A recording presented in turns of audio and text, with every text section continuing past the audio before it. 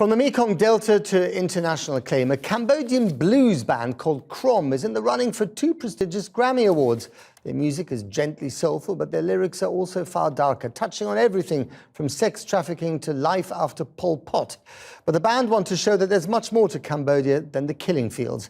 Here's our Asia correspondent, Jonathan Miller.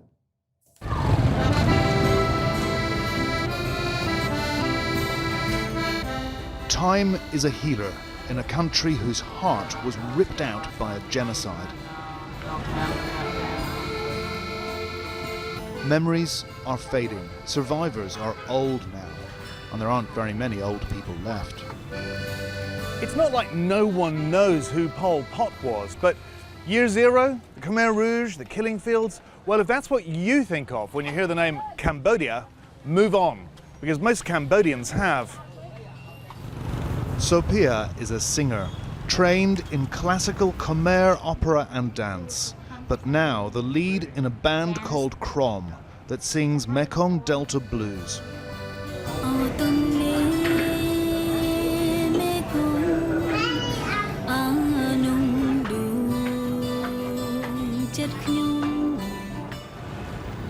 This is where Sophia grew up, the White Building it's called, ironically.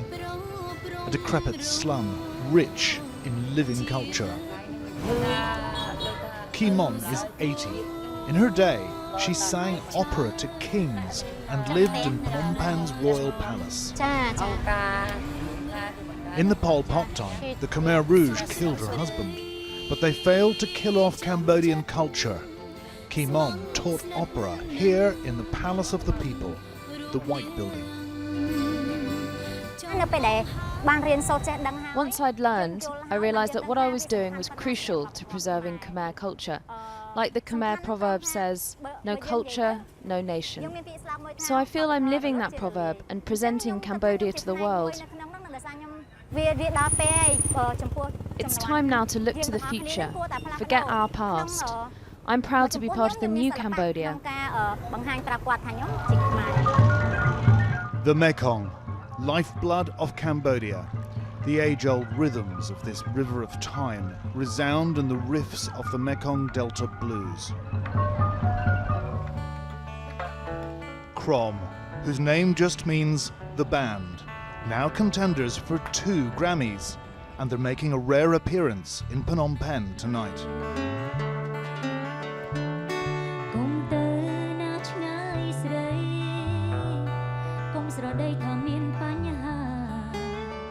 Sophia sings love songs.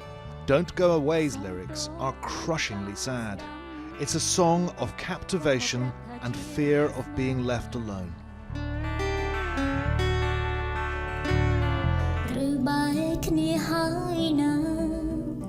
The video features Sophia wandering the corridors of a dilapidated 60s masterpiece designed by famed Khmer architect Van Mollivan.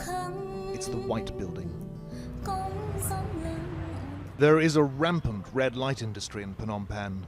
Khmer girls drawing sex tourists from elsewhere in Asia, and Western men too.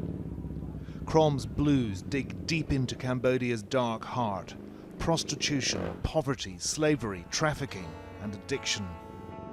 Oh, good morning, little Susie, I'll sing your sad song. The man in black does the noir.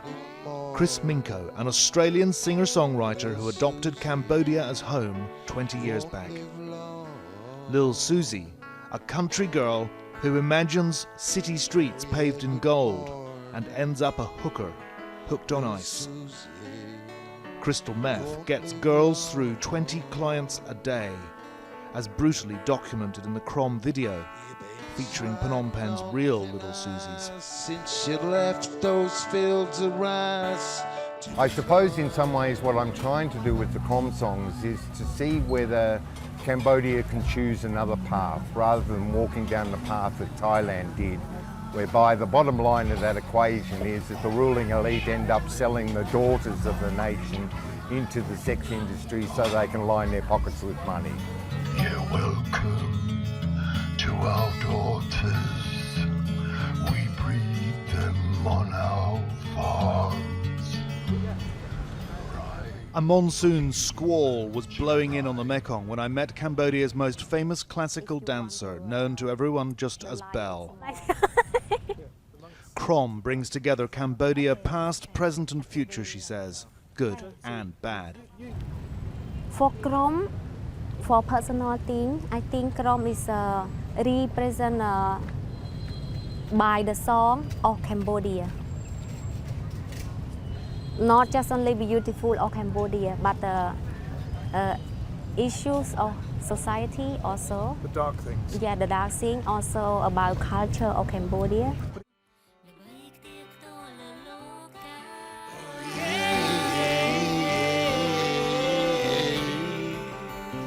KROM's new anthem extols the wonders of the land of the god kings of Angkor.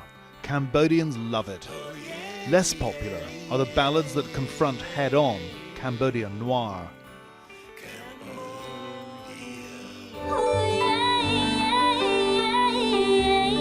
Cambodians, as we know, prefer to move on.